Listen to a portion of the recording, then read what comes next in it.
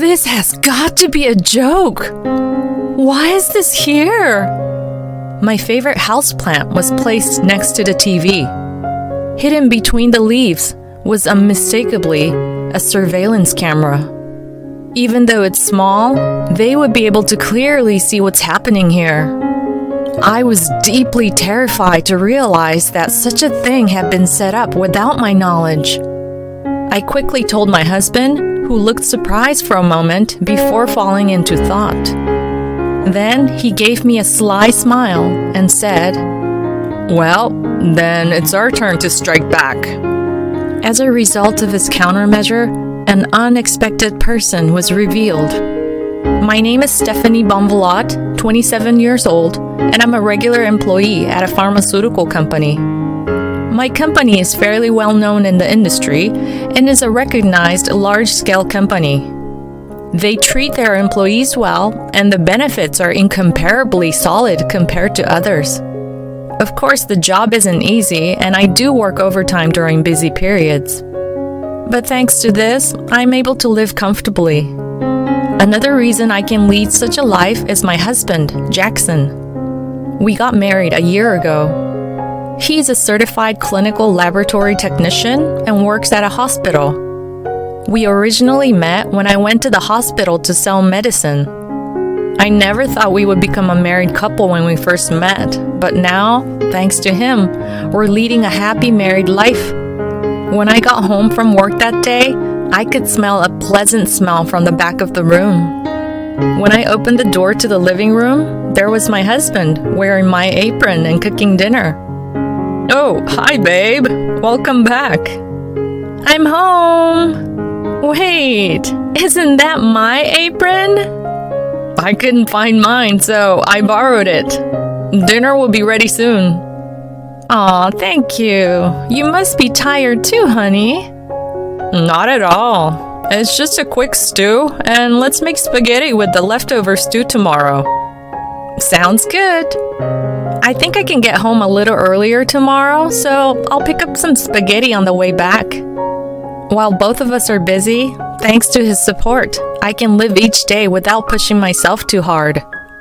I can only be grateful to him for willingly taking the lead in household chores without a word of complaint. To an outsider, my married life might seem perfectly smooth. However, there was one issue that bothered me. It was my mother-in-law, Cynthia.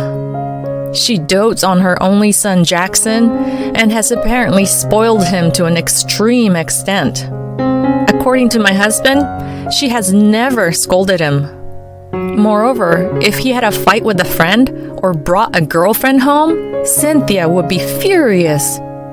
She would not only confront the people involved, but she would also badmouth and drive away any girlfriends she deemed unsuitable for her son. As a result, his social relationships weren't great, and he even contemplated running away from home when he was in middle school. After that, he studied hard in high school and entered a challenging national university in a rural area. He joined the medical department to become a laboratory technician, but the main reason seemed to be that he wanted to get away from his mother. That being said, since I was marrying him, I had to meet my in-laws. But at that time, I hadn't yet realized how strong Cynthia's attachment to her son was. The first time I witnessed it was when I visited her house to meet her and her husband. Contrary to the welcoming father-in-law Travis, Cynthia gave me a sharp, piercing look. Nice to meet you." She let out a big sigh upon hearing me speak. She then whispered to me, so as not to be heard by the joyous reunion of Jackson and his father. "Do you really think you can marry my son? He's highly educated and has a very good income. Yet, he's marrying someone ordinary like you, which is absolutely unacceptable. You must have coaxed him." I didn't do anything like that." "We'll see about that. I've heard that young women these days pretend to be pure-hearted, but are actually cunning." "I'm not like that."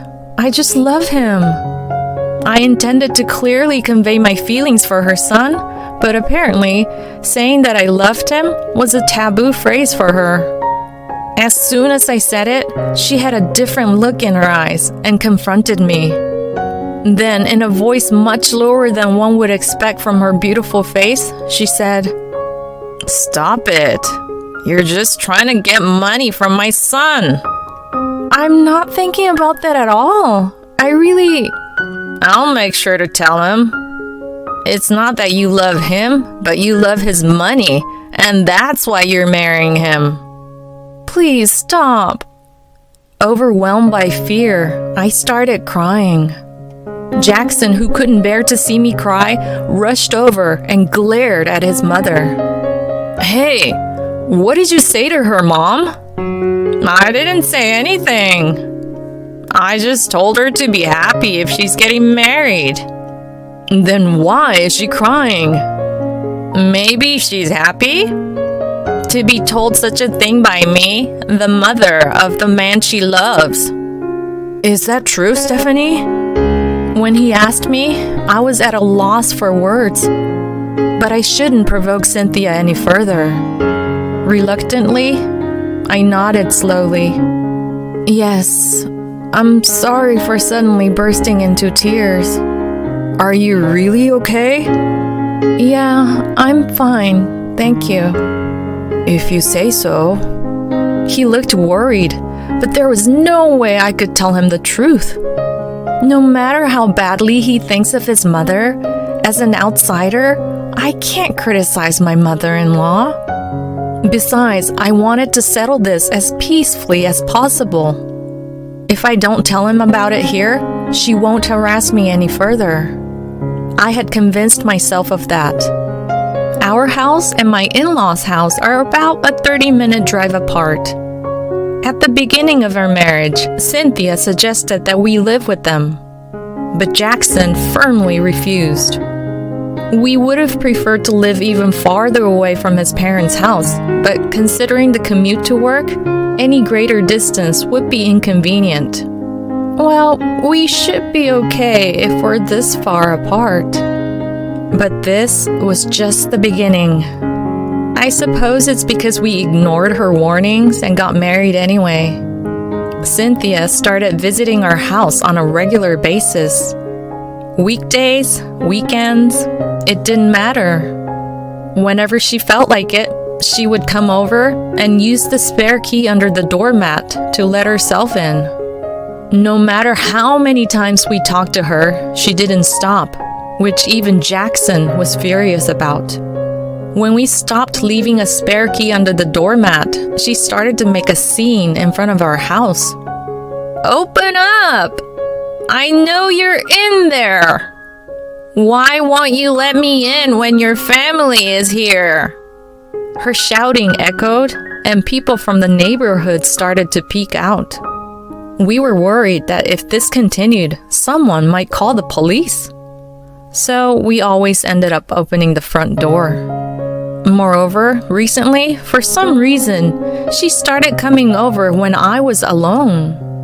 Just the other day, she came over when Jackson happened to be away on a business trip. She rang the doorbell repeatedly, and reluctantly, I opened the front door, only for her to yell at me with a puzzled expression. "Hey, how long are you gonna keep me waiting?" "I'm sorry, I was just vacuuming." "I don't want to hear any excuses. Let me in right now." "Yes, come on in." Pushing past me, she stomped into the house. Once inside, she sighed heavily and wore an annoyed expression. "Hey, I told you last time too, didn't I? If you're gonna work, at least make sure you do the chores properly." "Yes, so I've been doing my best not to skimp on housework, as you said." What are you talking about? Look over there. There's hair on the floor." "What?" When I stared at the floor, sure enough, there was a piece of gray hair. But no matter how I looked at it, it was obviously hers. Even though it was her hair, she acted as if my cleaning wasn't up to par. I was astounded by this. The stupid hair, isn't that yours? Why do I have to put up with such false accusations? Without considering my feelings, she seated herself on the sofa and began to relax, operating the latest TV and household appliances as if she was familiar with them. In this space, without Jackson, all I could do was endure. Then one day, I had come home from work earlier than my husband and started cleaning a bit before preparing dinner. I didn't have much time, so I quickly cleaned parts that I usually don't pay much attention to, like the TV stand. That's when I saw it. This has got to be a joke! Why is this here? My favorite houseplant was placed next to the TV. Hidden between the leaves was unmistakably a surveillance camera. I tried to calm my pounding heart. Why is there a surveillance camera in our house? Even though it's small, they would be able to clearly see what's happening here. I quickly took out my smartphone and Googled the installed camera. The small camera seemed to be a cheap one. The camera apparently didn't have a recording function. It required a specific app to be installed on a smartphone and would only work when the app was open. It was designed so that a light on the side of the camera would blink while the app was active. I quickly checked, and the light wasn't blinking at the moment. This means that whoever had installed the camera didn't know I had discovered it yet. When Jackson came home, he was taken aback to find me sitting at the entrance. "What's going on, honey? Why are you sitting here?" "It's bad. You need to know something." "What? What is it?" "There's a surveillance camera installed in our living room." "Seriously?" He slowly nodded, and then he seemed to be deep in thought. Eventually, he quietly asked, "Do you have anyone in mind?" "Well, I thought so. There's only one person I can think of. It's my mom, isn't it?" His words made me flustered, because I had also suspected that Cynthia was the one who had installed the camera. Unless someone picked the lock, they couldn't get into the house. The only person other than us who frequently comes in and out of this house is her. She must have installed the camera while I was briefly away. That's why she only comes when Jackson is not here. And that's how she knew how to operate the brand new electronics we had just bought. She must have been spying on our daily life. There's no other explanation. At that moment, an indescribable disgust welled up inside me. The idea of being watched in my daily life was unbearably creepy. This is going too far, even if she didn't like me. No matter how much she dotes on her son, this is unforgivable. Tears welled up in my eyes out of frustration. My husband gently hugged me and whispered, "I'm sorry." It was right after that. He smiled cunningly. A somewhat mischievous smile appeared on his face. "All right. Well, then it's our turn to strike back." "Strike back? But how?" "If the surveillance camera doesn't work properly, she'll get anxious and come to fix it, right? We'll get her then." "But she always comes when I'm alone." "That's why we need to make it look like you're alone." I didn't understand what he meant, and when I asked him, he confidently replied, "I'll pretend to go out, right in front of the camera."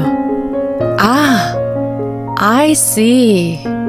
Once we decided on this, we checked to see if the camera was on and proceeded to execute our plan. We left the camera on and talked about his fake business trip. The next day, we pretended to accidentally drop the potted plant containing the camera onto the floor and threw it in the trash. If our guess was correct, Cynthia would definitely come this weekend, believing the fake business trip we had created. Several days later, while I was in the living room, the doorbell rang. I asked Jackson to wait in the bedroom and hurried to the front door. As expected, Cynthia was at the door when I opened it. I tried to act as normal as possible to not let her notice my unease and invited her into the house. As soon as she entered the living room, she said, "Hurry up and give me some coffee." And she shooed me into the kitchen. The kitchen is in the same room as the living room, but it is set back a bit, so I couldn't see what was happening in the living room. I said all right and headed to the kitchen, then immediately sent a message to Jackson. At that moment, he emerged from the bedroom and peeked into the living room. I also pretended to make coffee while discreetly keeping an eye on Cynthia in the living room. She looked around nervously, searching for the potted plant. Then she pulled out the same camera from her pocket and set it up so that it was hidden in the shadow of the pot. "Let's get her now." Just as I jumped out, the door to the living room was flung open. A red-faced Jackson yelled at Cynthia, "What the hell are you doing, Mom?" "Jackson? Why are you here? Aren't you supposed to be on your business trip from today?" "So it was you. The business trip was a lie. It was a trap to lure out the person who installed this camera." You knew?" "Of course. The only one who would do something this outrageous is you." "Outrageous?" She widened her eyes and began to tremble. The embarrassment of being caught by her son must have been too much. She glared at me and approached with an intense fury. "It's all your fault. You took my son away from me." "Took him away? All I wanted was to live happily with the man I love. I never thought of it as taking him." "Shut up! I don't give a shit about your feelings. He's disappointed and disgusted with me because of you." "But that's because of your actions, not mine. Don't blame me." You good for nothing." As she raised her hand with a red face, Jackson grabbed it and forcefully threw it off. "What are you doing?" He coldly replied to her scream. "Mom, no, I can't even call you my mom anymore. Enough is enough. If you lay a hand on my precious wife, be prepared for the consequences." "What are you saying?" "I've been patient so far, but I've reached my limit. I'm embarrassed to have a mother as outrageous as you. I no longer consider you my mother anymore." At his words, Cynthia's eyes widened in shock. He continued mercilessly towards her, who likely didn't understand the situation. "There's no way I can consider a lowlife like you as my mother. How can you hurt the person your son chose and be okay with it? I will never forgive you. And I will never acknowledge you as my mother, no matter what." Wait! Please wait, Jackson. "Get out! Leave this house right now, and never show your face again."